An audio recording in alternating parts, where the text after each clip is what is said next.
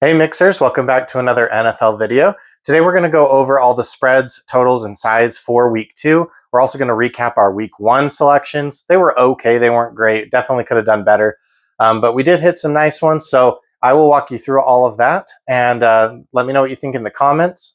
All right, so there's a lot of red on this screen. We did hit our teaser, which was nice, and the Cowboys plus 8.5. I am filming this before the Vikings and Bears game has kicked off, although it probably won't be uploaded until during the game or after the game. We are only down on the day 1.5 units roughly, because we were down 3 units, but then we came up a couple of units on these here. So the Lions on the money line against the Packers, obviously they just got completely defeated. Chiefs and Chargers under 45.5. That was I could tell as soon as they started passing that was going to be a bust.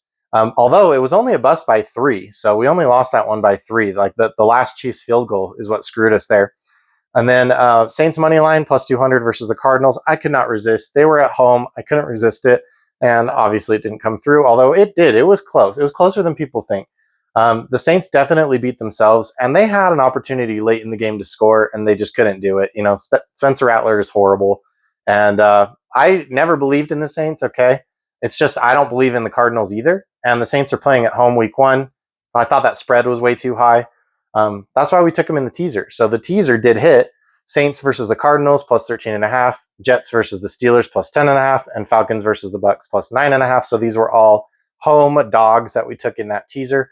Cowboys plus 8.5 did come through for us pretty easily. And then the 6-point teaser that we had over here failed because the Lions got destroyed by the Packers. I don't know about the Vikings and Bears leg. And then the Broncos versus the Titans. Obviously, that one did scare me for a little while, but it did come through. I did also bet on the Titans to win. No, I don't think I did. So, yeah, that didn't come through for us because I paired it with those other 2 in that teaser. And then here are all of the leans that I gave out. So when I say something's a lean, that means I might or might not bet it. And when it comes to a money line, a spread, or a total, it probably means I'm not going to bet it because I can't bet those things in my state, so I have to drive out of town to make those bets. So if it's a best bet, then that means I have already bet it. So most of these leans, I'm not going to bet. So overall, I did okay. I wanted to do better, but money lines were 8 and 7, so about 50%. We did have 2 underdog money lines. So we had the Raiders, and then we had the Colts. So we got the Colts early, before they were favorites. And then the spreads went 7 and 8, and the game totals went 4 and 11. I am really bad at game totals. I'm noticing. I'm also really bad at totals in the WNBA. So it's something I'm trying to get better at, but keep that in mind that you can probably fade me on the game totals because I am actually pretty bad at it. So let's jump into the slate here. We got Washington coming to Green Bay after Green Bay decisively destroyed the Lions. Washington Commanders obviously beat the Lions in the playoffs last year, but that was not expected either. For this game, I'm clearly on the Packers. I mean, they showed it to me, and I believe them. So I don't think they're frauds here. I have an early lean on the Packers minus 3.5. I don't know that the Commanders can overcome that at all. I have an early lean on Green Bay money line. It's not juiced too badly, so I am going to throw it in a money line parlay possibly. So that's an option here. I can't remember if I did or not, so we'll see on the last screen. It'll be a surprise to both of us. And then I'm going to take the under 48.5 because I think this number is pretty spot on. I think this could be like a 27-20 game, 27-21 game, and that's this number 48. So I'm going to go under. If I do see the line start to move up, I probably will make that a best bet. If the number starts to go down, I'll just stay away because I do think the number is pretty good right where it is. And then I don't see any value in the Washington Commanders money line because I don't think they can win the game. All right, the Bears and the Lions. So the Bears will be going to the Lions after they play the Vikings today. The spread right now is 4.5. And I think that's already baking in the Bears being pretty good. So if the Bears win tonight or if they look good, then I don't think this spread moves too much. I think it stays right where it is. If the Bears are really bad, then I think this spread could open up towards the Lions a bit more, maybe to 5.5, maybe to 6.5. If I see this move at all towards the Lions like that, then I'll probably put them in the teaser. And I don't think this will go to 3.5, but if it does, then I would definitely jump on the Lions minus 3.5 or 2.5, if we can get it there. but I don't think it will. I don't think it'll move that way because I think that's already baked into the price here. And the only way it moves is if Chicago looks bad and it's going to open up, to a bigger number as a bigger favorite for the Lions here. So last year, Detroit was a pass funnel, and even quarterbacks like Caleb had success against the Lions passing. And that was kind of the case this week, except that Jordan Love didn't need to pass, but they also didn't run it much. They had good field position throughout the whole game. So also the Bears last year could not stop the run. So that is the Lions' strength, is the running the ball, right? So that's another reason why I think the Lions get it done here. They really can get Gibbs going in Montgomery against this Bears team. And then they also still have those very potent weapons through the air if need be. So that's why I don't see, Chicago winning this game at all. So I am leaning towards the Lions money line, Lions spread, and the over 47.5. But I have not made any bets on this yet, and I won't unless that line moves, and then it will be on the spread. Next one here is going to be the Cleveland Browns going into Baltimore. The spread is 12.5 is where I actually got it. It started at 11.5, 12.5. I think I saw 13.5, but I couldn't get it in time. Total 45.5, and then the money lines, are huge. Last year, when Bailey Zappi and Dorian Thompson-Robinson played the Ravens, the spread was 25. And then the year before, when Dorian Thompson-Robinson played the Ravens, it was 25 again. With Winston last year, the spread was only 5, but that was in Cleveland. And then with Deshaun Watson in Baltimore 2 years ago, the spread was only 2. So the Ravens are letting the Browns get close in Baltimore when there's a competent quarterback. The other thing here is, it's Joe Flacco. So he's returning to his old team. I don't know what that means for they know him. Well, he's also 40 years old. So, he's not going to run anywhere. But I don't think Joe Flacco cares necessarily to beat the Ravens here, like his old team. But I think it'd be like a cherry on top sort of a thing. I just think he's trying to play for a paycheck here. He's trying to win as many games as he can. I think they have no chance at winning this game, but I love the spread. So I'm going to take it. I already bet this. Cleveland plus 12.5. I'm just thinking back to last year when the Ravens got beat bad by the Chiefs in week 1. Then they went home and got beat by the freaking Raiders, with Aiden O'Connell. So I don't think the Browns can win this game. I think the Ravens are going to be a little bit more on their guard than that, but I think that they can keep it close. You could add Baltimore in a money line parlay as just like a cherry on top, like as a juice reducer, because I don't think the Browns have a chance to win this game. Next, we've got the New York Giants heading to Dallas. Dallas has had the Giants number for forever. They just beat the Giants. That's just what Dallas does. Spread here is 5.5, total 44.5, and the money lines are reasonable, plus 185 and minus 225.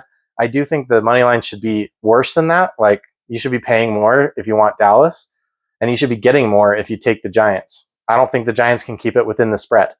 So last year, the Cowboys beat the Giants twice, even when they were having a crap year themselves. Neither team can stop the run. And then in 2024, the spreads were 5 and 7. In 2023, the spreads were 40 and 23. Dak did play in one of those games last year, and he obviously played in both of the games the year before. So yeah, I don't think the Giants can keep it close. I'm on the record, if you have been watching my other videos, Russell Wilson is not an upgrade from Daniel Jones. That is what I've said in my videos, and I stick to it. He looked absolutely trash out there. He had like a 38% completion percentage, something ridiculously bad. So we have to lean with Dallas here on the money line, on the spread, and the under 44.5, because I don't know if the Giants can even score. So moving on to the Jacksonville Jaguars and the Cincinnati Bengals, which I think will be an awesome game. So I can't wait to watch this game.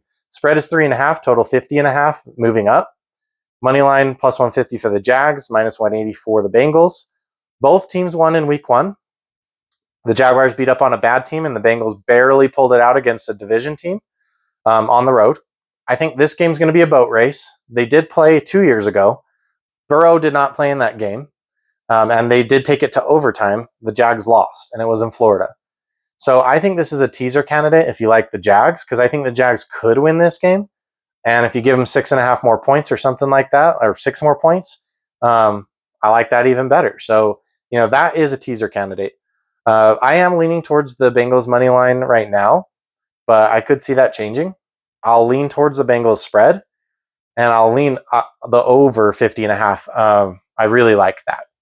So right now, those are just leans. I do expect I'm going to have a bet on this game, though, and it will probably be on the Jaguars side, whether it's a teaser or the over, or maybe just the spread or the money line. Who knows? If that money line opens up to plus 200, that I would probably take that. Next, the LA Rams at the Tennessee Titans. The spread is 6. The total is 41.5. Money line plus 200 for the Titans, minus 245 for the Rams. The Rams had no problem with the Texans defense in week 1, and the Titans struggled to score in week 1 against the Broncos, even though they had every opportunity and they forced a lot of turnovers. I'm not taking the Titans here. I think a lot of people will be taking the Titans here, and I absolutely think that's a mistake. I think the coaches for the Titans were absolute trash. The Titans were in situations that they didn't need to be in because of play calling. And I think that Sean McVay doesn't make those sorts of mistakes. So I think that the Rams wiped the floor with the Titans. They have veterans, veteran at quarterback, veteran at wide receiver with Devontae Adams, veteran at running back, versus, all these rookies. I guess Calvin Ridley here is a veteran. Tony Pollard is a veteran. But they just don't stack up to the Rams veterans. And then they have like a rookie tight end, Gunnar Helm. They've got, a sophomore tight end as well. And then they obviously have a rookie at quarterback. It's the Rams for me. So LA minus 245 on the money line. I'm going to take that in a parlay. And then I'm going to lean with the Rams on the spread as well. So LA minus 6. And then I will lean on the under 41.5. And I don't even think it's close. I think it's under 40 even. So that should move down. All right. The Seattle Seahawks coming to face the Pittsburgh Steelers. The spread is 2.5. Total's 40.5, and it's already moving down. So if you like the under, you have to get on it. Money line for the Seahawks is only 130. That should be 190. And minus 155 for the Steelers. So I'm putting the Steelers in a money line parlay automatically. I think that's a great price for the money line there. And I am also taking them on the spread. I don't know how Seattle keeps this within a field goal. This is not going to be a 1-point game. It's going to be at least a 3-point game, but I think it could be a 4 or 5-point game. Seattle defense played okay in week 1, but this is a DK revenge game for DK Metcalf, and the Steelers can clearly score touchdowns on what is a decent defense. The Jets are a decent defense, and they scored on them. So I don't expect them to score 4 touchdowns, with Aaron Rodgers every single week, but they don't need that many to beat the Seattle team. So I did make these bets that I put down here. All right, moving on to the next matchup here, we have the Bills coming into New York. The Jets have traditionally covered the spread against the Bills, and I saw it at 7. It's already moving down to 6.5. It might move back up, though. I think it might move back up. And if it gets to 7.5, I would take that.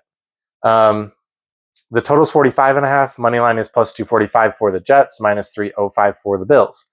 The Bills can be run on, and that is what the Jets did to the Steelers just barely. They ran on them with the quarterback. They ran on them with Breece Hall pretty well. And we just saw the Ravens run all over the Bills. So I do think that the spread can stay pretty close. I just think that the Bills just want to win the game. They don't need to pile on 30 points here. And there has been close spreads in New York between these two teams the last 3 years in a row with 3 different quarterbacks, and none of them really considered elite.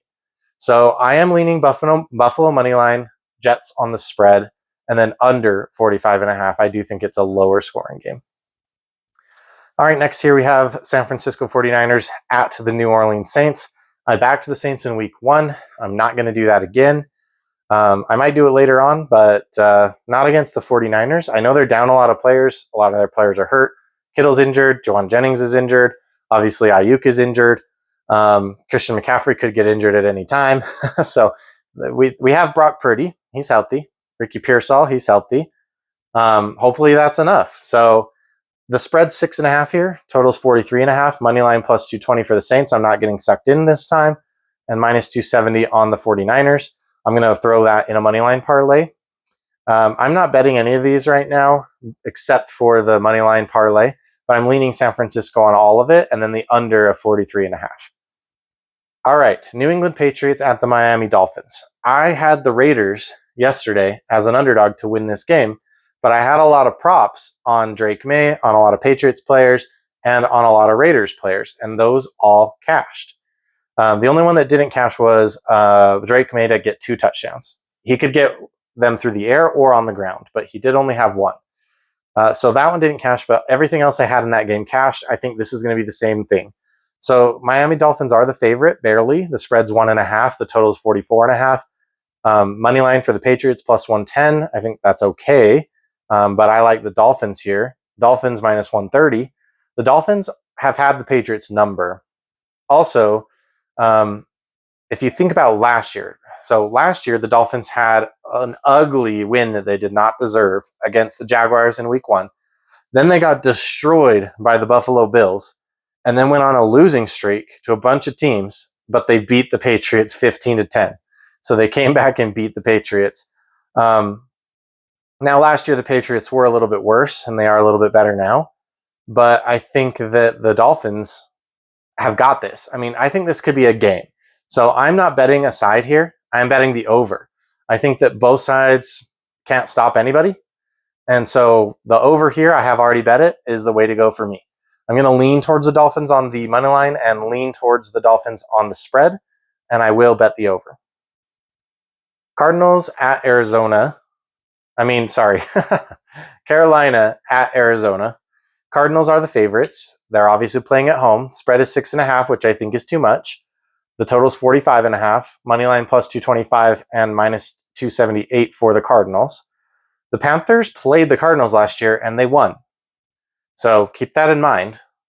Both teams were able to score on the ground in a high-scoring game in that game last year. I have made a lot of money betting on Bryce Young. It didn't work out for me in week 1, but I'm going back to it. So I am leaning towards the Carolina money line, and I already bet that. So that is a best bet. I'm leaning towards the Carolina spread.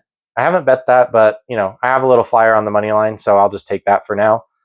And then the over 44.5 is what I got it at. So it is at 45.5 is what I saw initially, but I saw it at 44.5, so I took that. I do think the Panthers will be able to score here, and I think the Cardinals will be able to score here. All right, Denver at Indy. Obviously, I think this is the biggest, a lot of money is going to come in on this game, and probably on both sides. So a lot of people are going to be disappointed here. I have not bet anything yet, but I do like the Broncos on the spread 2.5. I like the total 42.5 over. And then I like the Denver on the money line 135, but I'm not going to bet that because you know me, I don't like to drink juice. And I'm not putting in a parlay because I do think anyone could win this game, although I do side more with Denver. If this starts to open up 3.5, 4.5, 5.5, I don't think it gets to 5.5. It might get to 4.5. I would probably lean towards the Colts at that point. They played, you guys. They played last year, and the Colts almost beat Denver, and with Anthony Richardson. So I don't think they're out of it. I think they have great players. I think Jonathan Taylor's awesome. They're way better than the Titans, and this could be a game. So I don't think so. I think Denver's going to win, but since either team could win, in my mind, I'm staying away here. All right, Philadelphia at Kansas City. Eagles are the favorite, although I think you can find the Chiefs as the favorite, so if you want. I mean, this is very close here. The total is 46 and actually rising, which I don't agree with. So I know that they've played 2 really high-profile, high-scoring games. Both of those were the Super Bowl. So when they played in the regular season, this game went under. And I think that's what happens here. So I have not bet anything in this game, and I probably won't bet anything in this game. But if anything, if the over gets to 48.5, 50, I would bet the under on that because I don't think we see a rematch of the Super Bowl here. I do think Kansas City is going to run pretty well on the Eagles. And the more that they keep it on the ground, I think the Eagles are probably going to do something similar. That just burns the clock, and I think this is a low-scoring game. All right, Atlanta at Minnesota. Obviously, Minnesota has not played yet. Atlanta shouldn't have lost that freaking game. There were so many opportunities for them to win it, and of course they lose. Well, they lose a chance to go into overtime on a field goal. That's just ridiculous. I hate that. You guys know I have long-term, season-long bets on Atlanta. But anyway, the spread is 4.5 here. Total is 45.5. Money line is 185 for the Falcons. minus 225 for the Vikings. I like the Vikings, so I'm high on the Vikings, but if they come out looking like crap today, if JJ McCarthy looks bad, then I do see this moving towards the Falcons pretty quickly, pretty heavily. And at that point, I might jump on if I can still get Atlanta for plus money on the money line if the Vikings look bad. Otherwise, I'm not doing that because I do know this Minnesota defense is tough for young quarterbacks. And Michael Penix looked great, but he is young. And he made a lot of mistakes. Well, there were a lot of mistakes by the team made against this Buccaneers defense, who isn't as good as Minnesota, in my opinion. So these two did meet last year. It was a high total and a high spread. So it was a very high total, but a blowout. But that was with Kirk Cousins. So I'm taking the under 45.5 this year. I think Michael Penix struggles against this team. And it's possible JJ McCarthy and the Vikings can't really get an offense going either. I guess we'll find out after today. But I haven't bet anything in this game yet, so I might jump on later.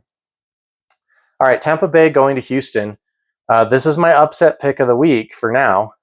But the Texans are the favorite, and that's crazy to me. So here's what I want to do.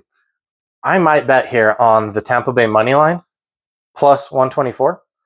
And then I think that the Texans might end up being the favorites by the end of the week, and you can get some plus money on them. And then that way you can guarantee yourself a tiny, tiny profit there. That might be the way to go for me. But the spread's only 2.5, total's 42.5. So I like Tampa Bay on the money line and the spread. And I do like the over 42.5. Although I think the Houston defense could always get up, and this could be a big surprise. But I do like the over a lot, and here's why. So the Buccaneers are going to put up 20 points. That's just what they do. I mean, look at their matchups from last year. They went up against a ton of playoff teams. They always had 20 points, pretty much, in every single game, usually more.